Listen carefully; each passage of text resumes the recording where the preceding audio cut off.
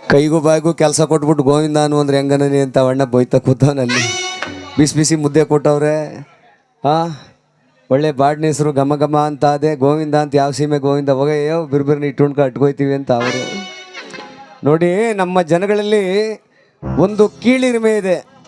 ನಾವು ರೈತರು, ನಾವೆಲ್ಲ ಕೀಳು, ನಾವು ಓದಿಲ್ಲ ಬರ್ದಿಲ್ಲ ಅನ್ನುವಂಥ ಒಂದು ಅಜ್ಞಾನದ ಪರಮಾವಧಿ ಬಂದೋಗಿದೆ.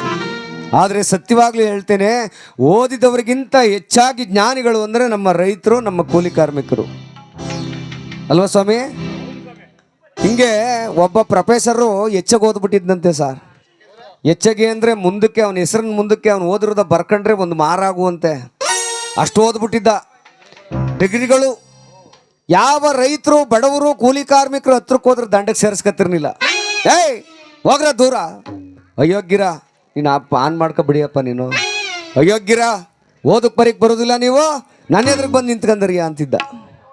ಒಂದಿನ ಏನಾಗೋಯ್ತು, ರೈಲಲ್ಲಿ ಒಬ್ಬನೇ ಜರ್ನಿ ಮಾಡ್ತಿದ್ದ, ಒಂದು ಬೋಗಿಲು ಒಬ್ಬನೇ ಕೂತವನೆ ಪ್ರೊಫೆಸರು.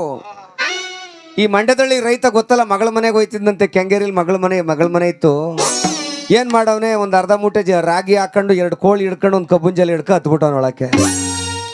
ಪ್ರೊಫೆಸರ್ಗೆ ಎಗರಿಸಿ ಅದ್ಗೊದ್ದಂಗೆ ಆಗೋಯ್ತು. ಅಯ್ಯೋ ಅಯೋಗ್ಯ, ನಾನು ಮುಂದ್ಗಡೆ ಸರಿ ಸಮಾನವಾಗಿ ಕುಂತ್ಕೊತೀನಿ ಅಂದ್ರೇನು, ಓದಕ್ಕೆ ಬರೀಕ್ ಬಂದದೇನೋ ನಿನಗೆ ಅಂದರು. ಸ್ವಾಮಿ ನನಗೆಲ್ಲಿ ಬಂದದ್ದು ಸ್ವಾಮಿ, ಹಳ್ಳಿ ಮುಖ ಉಳ್ಳಿ ಕಜ್ಜಾಯ, ವ್ಯವಸಾಯ ಮಾಡ್ಕೊಂಡು ನಿಂತೀವಿ ಸ್ವಾಮಿ ಅಂತ ಅಂದ. ನೋಡು, ಅದಕ್ಕೆ ದೇಶ ಹಾಳಾಗಿರೋದು ನಿಮ್ಮಿಂದ. ಇಲ್ಲ ಸ್ವಾಮಿ, ನಮ್ಮಿಂದಲ್ಲ ದೇಶ ಹಾಳಾಗಿರೋದು, ನಿಮ್ಮಂಥ ಓದ್ದವ್ರಿಂದಲೇ ಹೆಚ್ಚಾಗಿ ಹಾಳಾಗದೆ ಸ್ವಾಮಿ ಅಂದ. ಏನೋ ನನಗೆ ಇಂತಿರಿಕ ಮಾತಾಡ್ತೀಯಲ್ಲ, ನಾನು ಕೇಳಿದ ಪ್ರಶ್ನೆಗೆಲ್ಲ ಉತ್ತರ ಕೊಟ್ಟೆಯಾ ಅಂದರು. ಯಾರು? ಪ್ರೊಫೆಸರು. ಅದಕ್ಕೆ ರೈತ ಅಂದ, ನಾನೆಲ್ಲ ಸ್ವಾಮಿ ಹಂಗಂದೆ, ಕೇಳಿದ ಪ್ರಶ್ನೆಗೆಲ್ಲ ಉತ್ತರ ಕೊಡ್ತೀನಿ ಅಂತ. ಆಗಲಿ, ಪ್ರೊಫೆಸರ್ ಹೇಳಿದ್ರು, ಒಂದು ಆಟ ಆಡುಮ, ರೈಲ್ ಹೊಂಟ್ಬಿಟ್ಟದೆ, ಮದ್ದೂರಲ್ಲಿ ಇಳ್ಕೋಬೇಕು, ಮದ್ದೂರಿಗೆ ಹೋಗಂಟು ಒಂದು ಆಟ ಆಡುಮ. ಏನು ಆಟ ಸ್ವಾಮಿ? ನೋಡೇ, ನಾನು ನಿನಗೊಂದು ಪ್ರಶ್ನೆ ಕೇಳ್ತೀನಿ, ನೀನೇನಾದರೂ ಉತ್ತರ ಕೊಡೋಕ್ಕಾಗಲಿಲ್ಲ ಅಂದರೆ ನೀನು ಎಷ್ಟು ರೂಪಾಯಿ ಕೊಟ್ಟೆ ಅಂದರು.